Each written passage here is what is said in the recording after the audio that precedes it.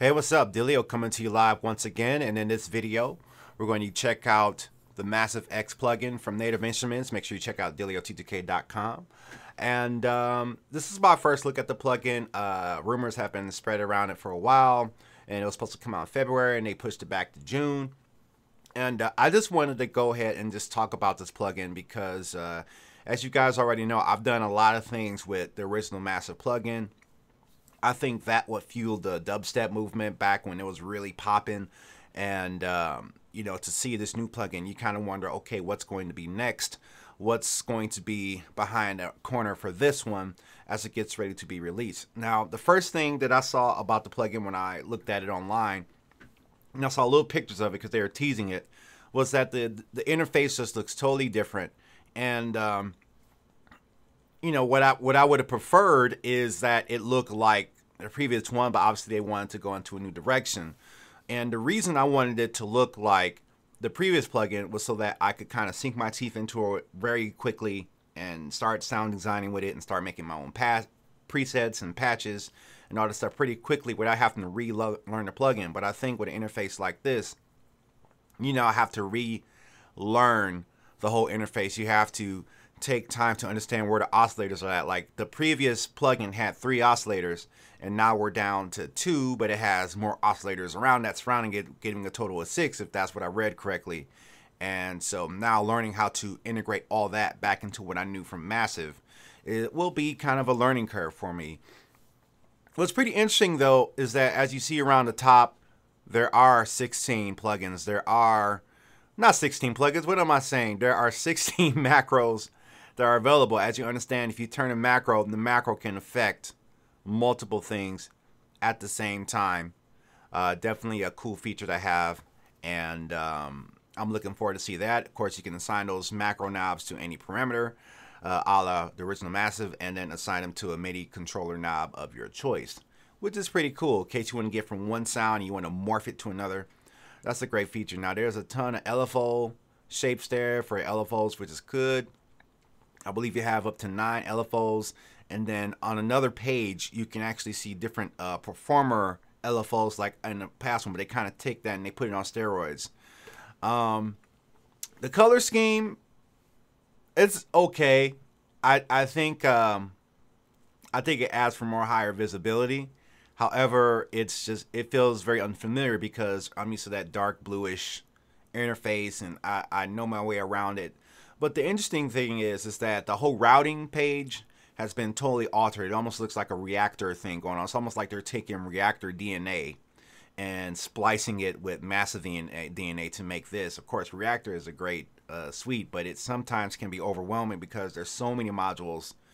It's unlimited what you can do with reactor. There's so many modules. There's so many things you can patch and put together, and you can get, from my perspective as a music creator, you can get lost in the sound design world. You can get lost into the wilderness of different things you can do reactor. So I kind of didn't really sink my teeth too much into it, even though it has great modules and great machines that are inside of that. So this is a pretty cool interface. Obviously, no eyes have seen or no ears that have heard, that have not been under NDA, of course. And I really like, but I'm excited to hear it. I'm excited to sink my teeth into it. This could be the plugin I move into because for me, as a music creator, Massive was kind of like my go-to for everything. And I've designed preset libraries with Massive and put them on my website because it was kind of like my go-to for everything. It opened up very quickly. On older machines, it did come off as a resource hog. And if you really wanted to have a lot of voices going on at the same time and push that polyphony up to its limit, which was 64 in the original plugin, it can make that CPU work. Like, seriously, like you probably wouldn't want to have 4 instances of Massive running 64 voices at the same time because you will get into those buffer underruns, and then you have to move your buffer up, which turns on your latency, which turns up your latency, which is no fun. If you actually play piano, you care about the latency when you play in your plugin. So I'm not quite sure what they're going to do around that. They're going to do some multi-core support. Some things I'd like to find or for them to add to this plugin is your own samples. Like, I think that would be cool to add your own samples. I personally don't think that that's the philosophy for this plugin. I believe maybe, and this is speculation, maybe you could get your own waveforms in there, you know, to add to the oscillators. But personally, I would like to see samples being added to that. But I don't think that this is the platform for that. I don't think that fits into their philosophy. One thing I hope that they improve on is the effects. Now, the effects were good. And nowadays in Massive, the effects are okay. For some reason for me, and it may have been for you, but for some reason for me, the 1/8 triplet delay timing, like between changing the first and lower numbers, was really a pain. Like I always got more impatient getting the delays to tap how I wanted than to actually figure out which numbers I needed to set. And I was so impatient when I didn't feel like looking up on Google. I just didn't want to do that. I just wanted to get the 1/8 triplet delay like how I wanted it. So what I will opt to do is I would take the old plugin, set the preset how I want it, and then just use a third-party plugin to work around that because I couldn't get those effects to come in like how I want. You know, I would really like to see if they expand the effects section, which they do have some effects in here, but I just wonder how in-depth is it? Is it pretty minimal like the original, or do they give you a whole suite of effects to do? You know, the tubes and the distortions are okay, but after a while they just didn't sound that interesting and great to me. So I really hope that they give you a lot more different effects to work with, like in the middle there, like noise. You got noise here. You can tune it and change the pitch of it. 2 different noises. Not quite sure how that's going to work into the whole atmosphere of things, but I'm definitely interested in exploring that. Will this be the next go-to or the next thing that changes the whole industry as far as creating a movement and a subgenre movement like dubstep did with Massive? I just don't think so. I think we're in a world now where it's just, and I could be wrong, but I just think we're in a world where if we've seen something like that happen before, we kind of tend to not let it happen again as a community. So I would love for this to be the go-to plugin. I wonder if it will turn into the plugin that is kind of like the free included plugin that was with Maschine. Like when they evolve their platform Maschine years down the line, will they include this plugin for free? You know, you have to wonder about that. I'm speculating that this would probably be a $300 plugin, which is kind of the going rate. I'm already owner of Massive, so maybe there's some discount somewhere, which is cool. I'd rather get it for free, but that's okay.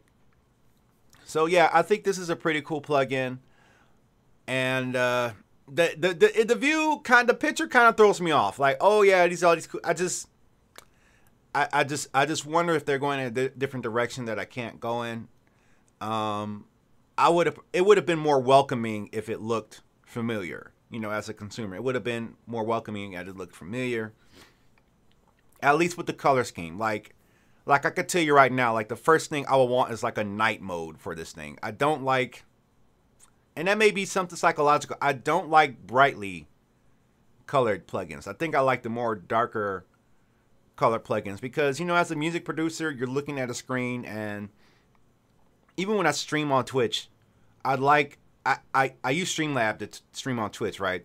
So I like having a darker, the night mode. You know, it's almost like I wish this would have a night mode.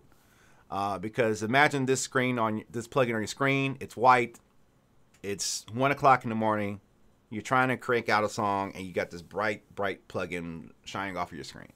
So we'll see. Definitely a more cleaner interface, if you want to say that. But you know, I was excited, hype about it at first, but then I kind of like, wait a minute, this is NI. Sometimes they will go in a direction that you personally don't like, that maybe they feel is best. You know, and that's definitely been my experience in the past. But I'm excited. Like I said, you know, I'm a music creator, so new plugins excite me.